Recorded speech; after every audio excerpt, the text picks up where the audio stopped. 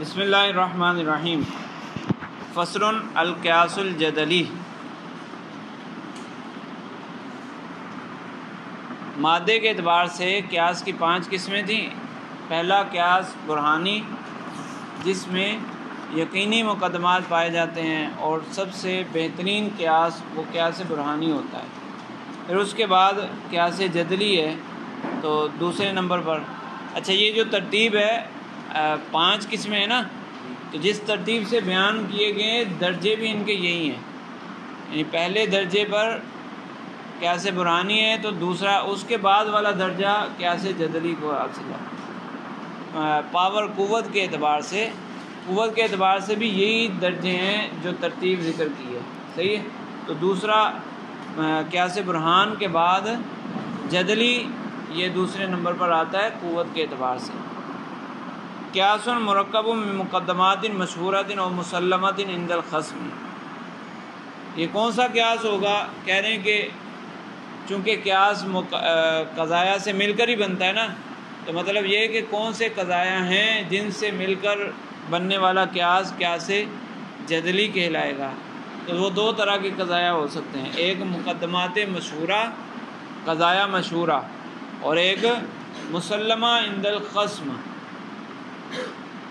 مقدمات مشہورہ یعنی جو لوگوں کے درمیان رائج ہوں، مشہور ہوں، اور مسلم عند الخصم یعنی جس کو آپ دلیل دینا چاہ رہے ہیں وہ اس چیز کو مانتا ہے۔ آپ خود مانتے ہیں یا نہیں مانتے اس کا کوئی اعتبار نہیں، سامنے والا مانتا ہے تو بس اتنا ہی کافی ہے۔ جیسے غیر مسلم جب اسلام پر اعتراضات کرتے ہیں تو بعض اوقات وہ قرآن کا سہارا لیتے ہیں نا، قرآن کی کوئی آیت پیش کرتے ہیں کہ دیکھو اس آیت میں یوں لکھا ہے، آیت یہ کہتی ہے اور تم یہ کہتے ہو، تو وہ آیت کو مانتے ہیں؟ وہ تو آیت کو نہیں مانتے، لیکن پھر بھی وہ دلیل میں کیوں پیش کرتے ہیں؟ کیونکہ جن سے وہ مخاطب ہیں، جن سے وہ کلام کر رہے ہیں، وہ تو آیت کو مانتے ہیں۔ مسلمان تو آیتوں کو مانتا ہے نا، ہر آیت کو مانتا ہے مسلمان، تو اس لیے مسلمان کے سامنے وہ پیش کی جاتی ہے آیت۔ یا مسلمان اگر کسی عیسائی سے بات کرے گا یا کسی ملحد سے جس سے بھی بات کرے گا، اگر عیسائی سے بات کرے تو انجیل سے دلیل اس کے سامنے پیش کرے گا، انجیل کی کوئی آیات اس کے سامنے پیش کرے گا، تو مسلمان اس کو مانتا ہے یا نہیں مانتا اس کا اعتبار نہیں۔ عیسائی تو مانتا ہے نا، وہ کہتا ہے یہ ہماری کتاب ہے۔ مسلمان موجودہ انجیل کو جس شکل میں ہے اس انجیل کو تو نہیں مانتا نا۔ مسلمان کا عقیدہ کیا ہے کہ انجیل اللہ تعالیٰ کی نازل کردہ ایک کتاب ہے، لیکن موجودہ دور میں وہ اصلی شکل میں باقی نہیں ہے، اس میں تحریف ہو چکی ہے۔ تو جو ٹکڑا اٹھایا جائے گا اس کے بارے میں کوئی بتا سکتا ہے کہ یہ تحریف شدہ ہے یا تحریف شدہ نہیں ہے؟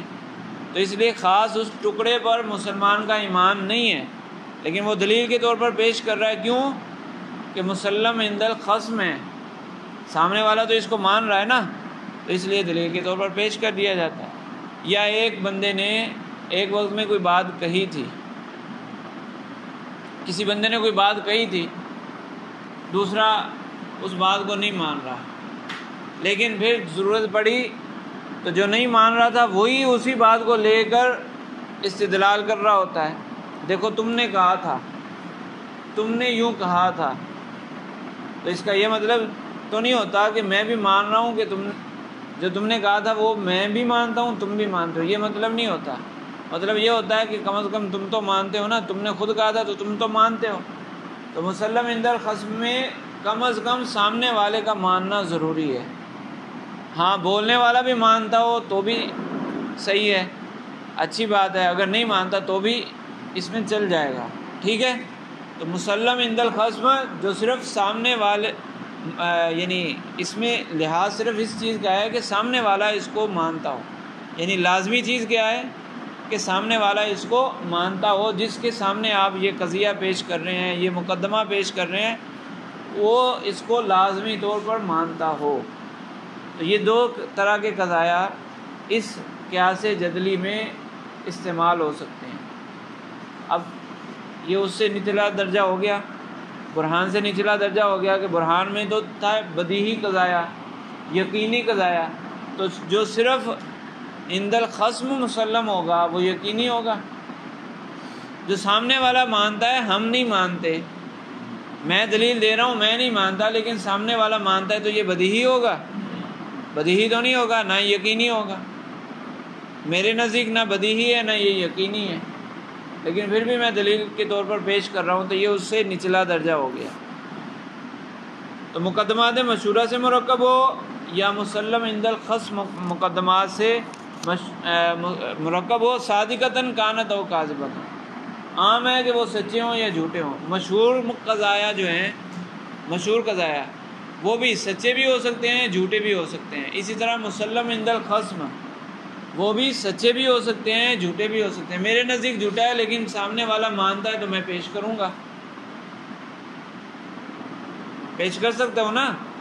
سامنے والے کو خاموش کروانا ہے تو میں اس کو پیش کر سکتا ہوں۔ لہٰذا جھوٹے قضایا بھی پیش کیے جا سکتے ہیں، لیکن سامنے والے کا ماننا ضروری ہے۔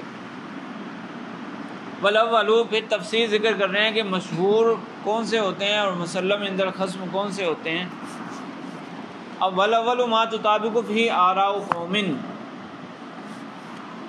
پہلے قضایا یعنی مشہورہ مقدمات، مشہور قضایا وہ ہوں گے جو کسی قبیلے میں، کسی فن والوں میں، کسی علاقے میں رائج ہو چکے ہوں، مشہور ہو چکے ہوں، سب لوگ اس بات پر متفق ہو جائیں، ایک علاقے کے لوگ، ایک فن والے لوگ، ایک قوم والے لوگ، ایک قوم کے جو سارے لوگ ہیں، ایک مذہب کے سارے لوگ، وہ اس بات پر متفق ہو جائیں تو اس کو مشہور مقدمہ کہیں گے۔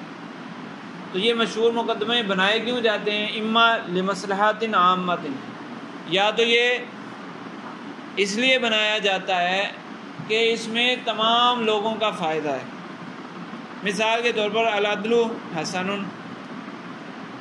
العدل حسن، عدل حسین ہے، انصاف اچھا ہے، وظلم قبیح، اور ظلم برا ہے۔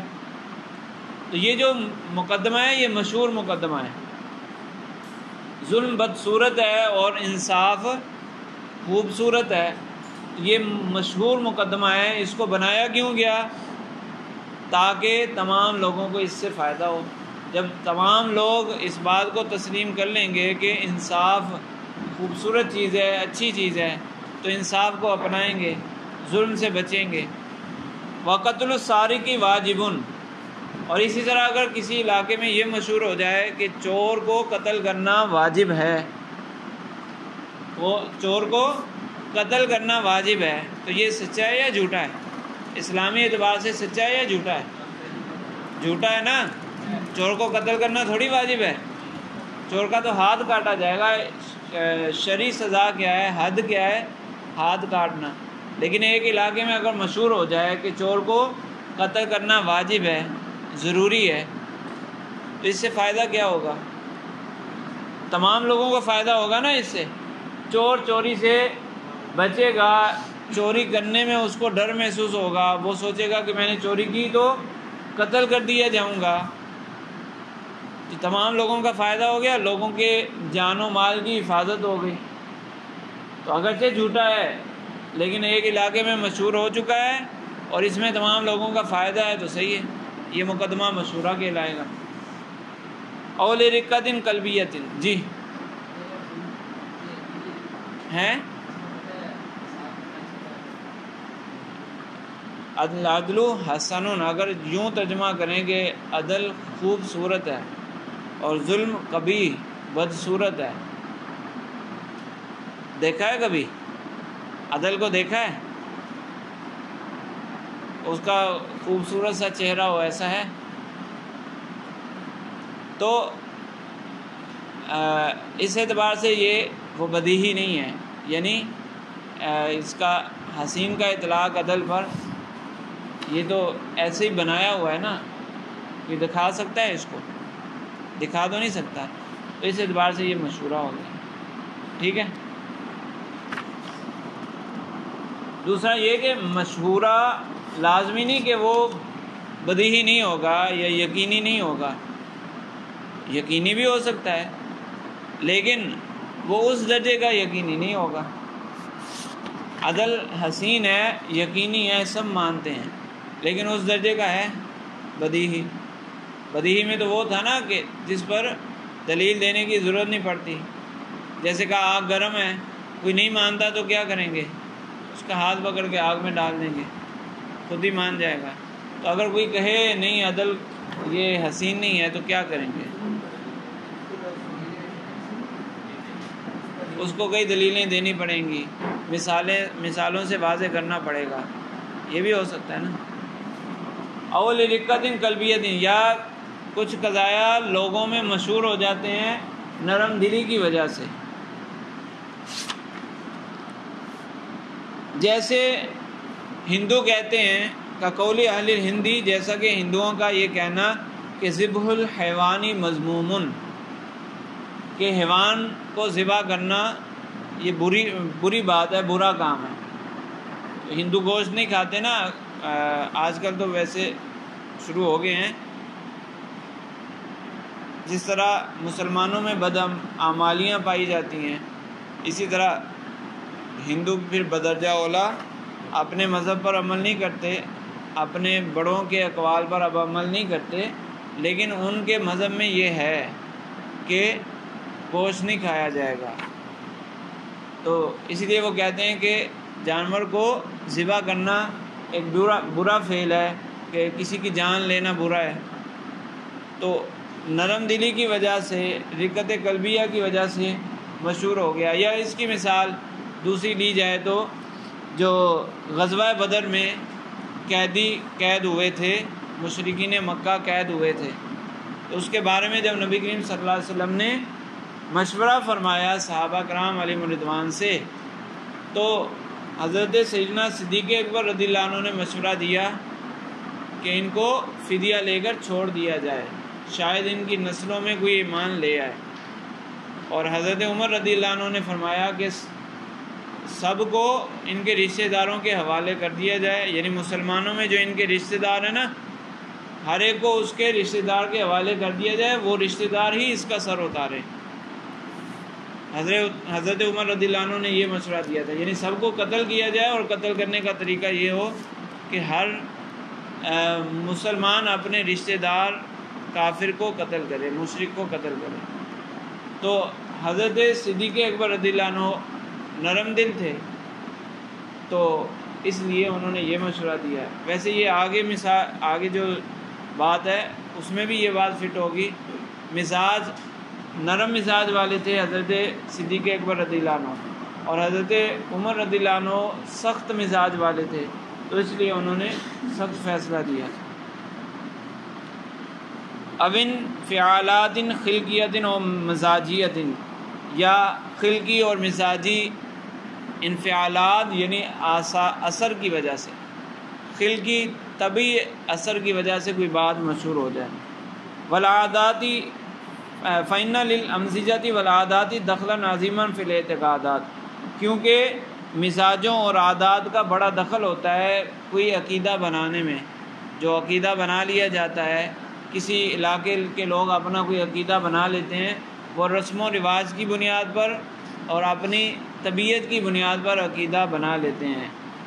تو فرماتے ہیں کہ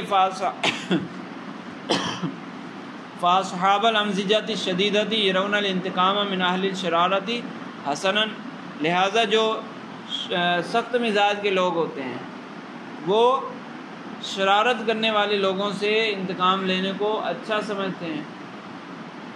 واصحاب الامزجۃ اللینۃ یرون العفو خیرا، اور جو نرم مزاج ہوتے ہیں وہ کہتے ہیں معاف کرنا اچھا کام ہے، جس نے برائی کی اس کو معاف کر دیا جائے، اچھا کام ہے، معاف کرنا بھی تو اچھائی ہے نا ایک۔ وَلِذَلِكَ تَرَى النَّاسَ مُخْتَلِفِينَ فِي الْعَادَاتِ وَالرُّسُومِ، اسی لیے تم دیکھتے ہو کہ لوگوں کی عادات اور رسوم و رواج مختلف ہوتے ہیں۔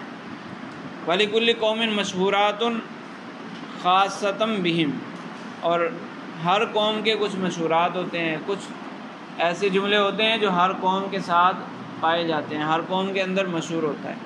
اسی طرح وقضا لکل صنعت، اسی طرح ہر فن کے اندر بھی کچھ چیزیں مشہور ہوتی ہیں۔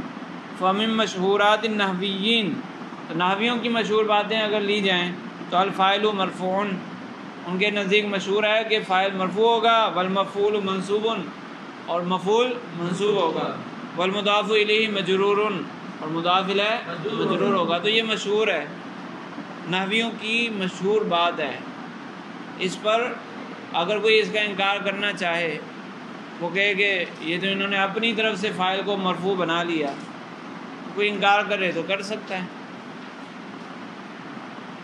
ابھی تو نحویوں کے درمیان چونکہ یہ بہت زیادہ مشہور ہو چکا ہے نا یعنی پوری عربی گرامر کا دار و مدار اسی پر ہے، تو اس اعتبار سے تو غلط ہے، کوئی انکار کرے گا تو غلط کہا جائے گا کہ اتنے سارے لوگ جب اس بات پر متفق ہے تو تم اس کی مخالفت کیوں کر رہے ہو؟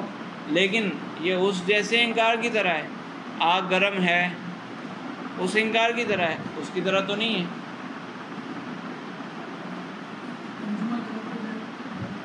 کیوں غلط ہو جائے گا؟ وہ کہتا ہے کہ فاعل مرفوع نہیں ہے، وہ کہے کہ بھائی میں اپنی نئی نحو بناتا ہوں، وہ کہے کہ فاعل مجرور ہوگا تو بنا سکتا ہے نا پھر۔ تو قرآن پاک میں بھی تو اعراب بعد میں لگائے گئے ہیں نا، پہلے اعراب والا قرآن تھا کیا؟ اعراب تو بعد میں لگائے گئے ہیں، صحیح ہے؟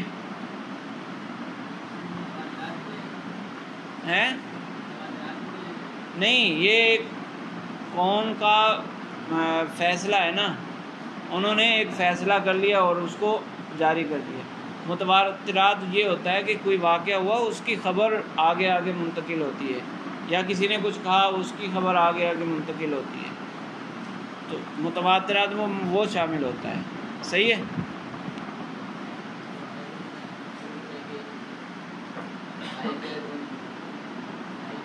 مرفوع نہیں ہے، کوئی دلیل دیں گے، یہی کہیں گے کہ بھائی سارے نحوی اس پر متفق ہیں، اب تم نے نئی نحو بنانی ہے تو سائڈ پہ جاؤ بنا لو اپنی نئی نحو، تمہاری بات مانی تو نہیں جائے گی نا، یعنی تمام لوگوں پر تمہاری بات ماننا لازم ہے، اب تم اپنی 1.5 انچ کی الگ مسجد بنانی ہے تو بنا لو۔ نہیں، ایک اعتبار سے یہ خبر بھی بنتی ہے، لیکن یہ ایک رائے ہے، یہ نحویوں کی ایک رائے ہے۔ آگے اس حوالے سے ایک بات آ بھی رہی ہے، وَمِن مشہورات الاصولیین، اصول فقہ والوں کے لیے جو مشہور ہے وہ کیا ہے؟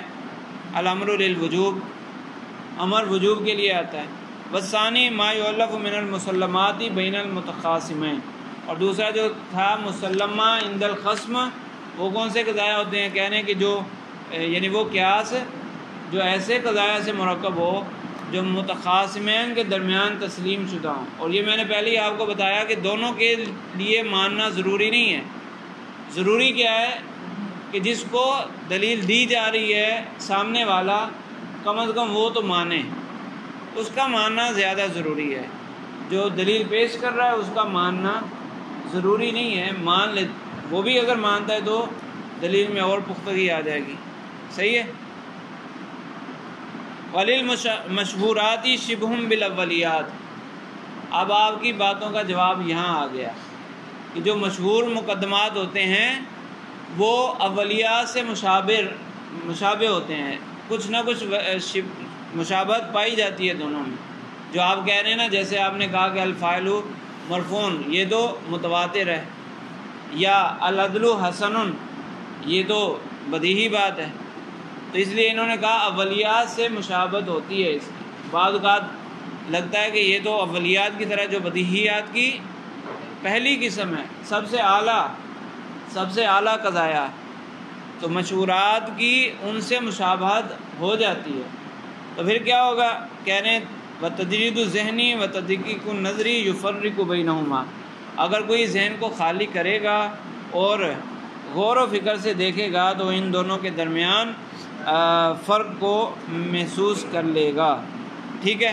تو کبھی ایسا محسوس ہوگا کہ یہ اولیات ہے یا مشہورات ہیں، شک پیدا ہو جائے گا ذہن میں تو غور و فکر کرنے کے بعد پھر اس کا فیصلہ ہوگا۔ والغرض من صناعت الجدال الزام الخصم او حفظ الرائے۔ اب یہ جو قیاس جدلی ہے، جب یہ یقینی مقدمات نہیں ہیں، اس درجے کے یقینی نہیں ہیں جو قیاس برہانی میں پائے جاتے ہیں، تو پھر اس کا فائدہ کیا ہے؟ یہ کیوں لائے جاتے ہیں، یا اس سے قیاس کیوں مرکب کیا جاتا ہے؟ تو فرماتے ہیں کہ اس کا مقصد ہے الزام الخصم، سامنے والے کو چپ کروا دینا، سامنے والے کو چپ کروا دینا، جس سے ہمارا مباحثہ ہو رہا ہے اس کو چپ کروا دینا۔ تو مسلمہ عند الخصم پیش کریں گے تو چپ ہو جائے گا، یا مشہور مقدمہ ذکر کریں گے تو چپ ہو جائے گا۔ اور حفظ الرائے، یا اپنی بات کی حفاظت کرنا۔ ایک ہمارا دعویٰ تھا، ایک سامنے والے کا دعویٰ تھا، تو یا تو سامنے والے نے جو ہم پہ اعتراض کیا وہ اعتراض ختم کر کے اس کو چپ کروا دینا، اس کا دعویٰ باطل کر کے اس کو چپ کروا دینا، یا اپنے دعوے پر دلائل دینا، اپنے دعوے کو ثابت کرنا، اپنی رائے کی حفاظت کرنا۔ صحیح ہے؟ تو یہ اس کا مقصد ہوتا ہے صنعت جدال کا، ٹھیک ہے، قیاس جدلی کا یہ فائدہ حاصل ہوتا ہے۔ اچھا، کل جو ہم نے پڑھا قیاس کی دو قسمیں، لمی اور انی، اسی چیز کو اعلیٰ حضرت فاضل بریلوی رضی اللہ عنہ نے اپنے شعر میں ذکر کیا کہ تم سے خدا کا ظہور، اس سے تمہارا ظہور، لم ہے یہ وہ ان ہوا تم پہ کروڑوں درود۔ لم اور ان کی وضاحت ہم نے یہ پڑھی تھی کہ لم میں علت سے معلول کی طرف جاتے ہیں، اور ان میں معلول سے علت کی طرف جاتے ہیں۔ حدیث قدسی ہے، اللہ تعالیٰ نے ارشاد فرمایا کنت کنزا مخفیا فاحببت ان اعرف خلقت خلقا، میں ایک پوشیدہ خزانہ تھا، میں نے چاہا کہ میں پہچانا جاؤں، تو میں نے تخلیق کی، وہ پورا پھر جو تفصیلات ہیں تخلیق کی کہ کس طرح کیا تخلیق ہوئی، سب سے پہلے کس کو پیدا کیا، وہ پوری تفصیلات ہیں نا۔ تو اللہ تعالیٰ نے نبی کریم صلی اللہ علیہ وسلم کو پیدا کیا، اللہ تعالیٰ نے نبی کریم صلی اللہ علیہ وسلم کو پیدا کیا، تو اللہ تعالیٰ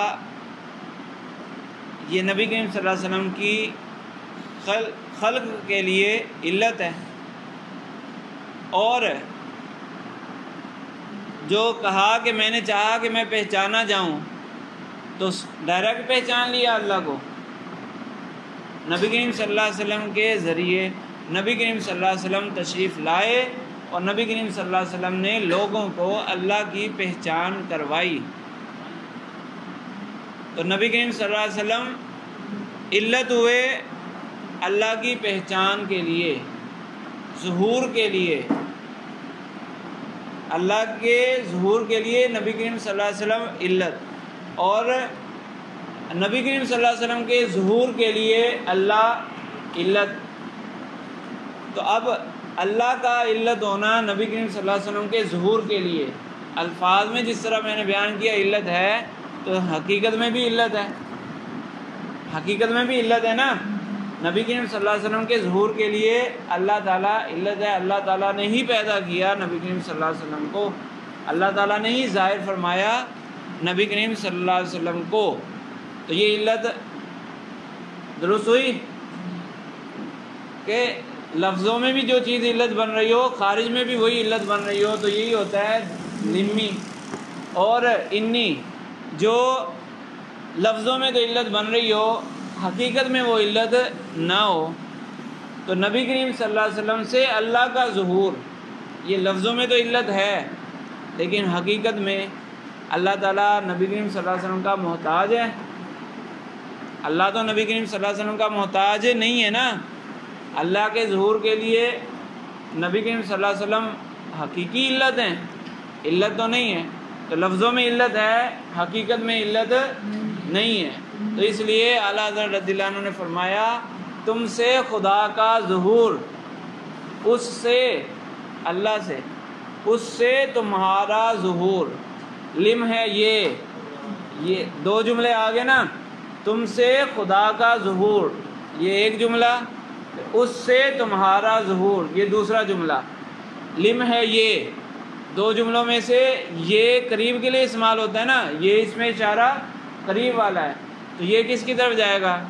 دوسرے جملے کی طرف، اور وہ اس میں اشارہ دور کے لیے استعمال ہوتا ہے، تو لم ہے یہ یعنی اس سے تمہارا ظہور، اس سے تمہارا ظہور یہ لم ہے، اور وہ یعنی تم سے خدا کا ظہور، پہلا جملہ تم سے خدا کا ظہور، وہ ان ہوا، لم ہے یہ وہ ان ہوا، تم پہ کروڑوں درود۔ چلو